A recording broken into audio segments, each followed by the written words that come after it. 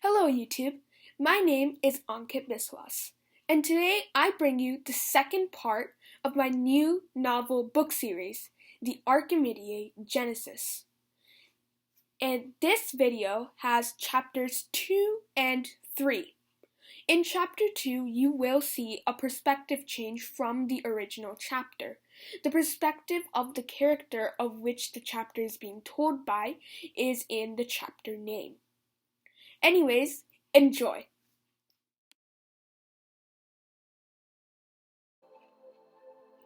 The Archimediae Genesis. Chapter 2. Mira. We are the Protochloriate, strong and determined, the banner reads. I stand in front of the bronze doors, waiting for the ding. Ding! The doors slide open, and I tentatively take a step forward. My foot sinks into the steel ground, starting a drowning feeling in my throat. I feel the motors whirring beneath my feet, humming the steady tone of machinery. Occasionally, the ground shakes as the thrusters stutter.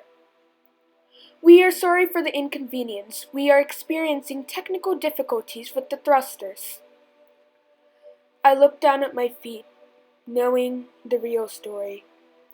There weren't any technical difficulties. Our tech boys were changing course.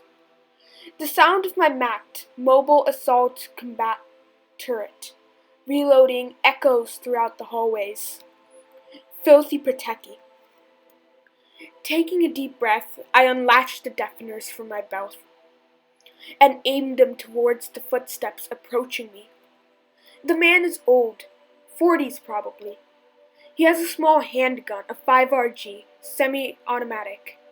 He has several stripes over his breast pocket, with a few medals. ID card reads Thomas Paine. I drop the detoners as his eyes widen, but he can't scream. The detonator wails louder. Before he can say a word, I fire the MACT, carving an apple-sized hole where his throat used to be. Stepping over the puddle of blood, feeling like sinking into its sea, I walk up to him. Commander, his tag reads. The PA rings out again. We have taken the ship. Cheers ring out all over the ship. And half-hour later, we watch through the window as a guy in a mask piles up the last body from the ship. As he exits, he closes the door behind him with a resounding thump. Motors whir and a large steel plate emerges from the roof of the room. Once the plate lands on the floor, latches secure it. Airlock is tight, the PA confirms.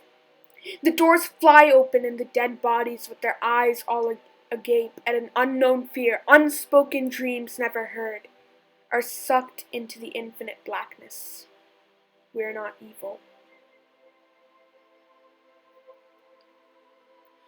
Chapter 3. Caspian. As I step into the cool, damp air, my lungs breathe a sigh of relief. I'm free. Warmth flows into my fingertips, power surging through my veins. I stare at the pebble in front of me. In response, it rises in the air, launching forward into the pond in front of me. It sails through the air, striking the water in small splashes and bounces. The stone drowns before the sixth skip, my record. Suddenly, footsteps crunch the gravel around the corner of the building. Quickly, trying to shake myself out of the trance, I leap onto the ladder leading to the roof, scaling it as fast as I can, without the sounds of my feet striking the rungs, echoing in the morning air. I reach the terrace just in time to see the PSF turn the corner. He glances around the block, trying to see the phantom shadow, and then he starts climbing up the ladder. Crud. Scrambling to get a foothold on the rugged rooftop, I race over to the small elevator in the corner of the room. His footholds ring closer, sharper. No, No, they can't find out that I'm one of them. Not in this way. Not this close. I spam the elevator button. Access denied. The automatic voice rings out. No, no, no, no, no. I see his hand peek out over the edge of the ladder. I hear his grunts as he tries to pull himself out, his heavy breaths blowing away the loose concrete particles. Screw this.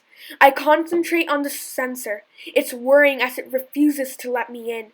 The automatic female voice behind it and the bronze doors of the elevator that refuse to open. The first sparks start as his forehead pops out. The world moves in slow motion as the few hairs of his eyebrows emerge. The sensor catches fire, flames scorching the shining bronze into an ashy brown. Now free of the sensor's grasp, I pull the two doors apart. I hear his foot strike the ground as he mutters something indistinctly into his headpiece. Immediately, an alarm sounds in the apartment complex. Blue alert! A possible dangerous Novae has been spotted breaking curfew. Please make sure all your family members are present and prepare for Novae testing procedures in approximately 15 minutes.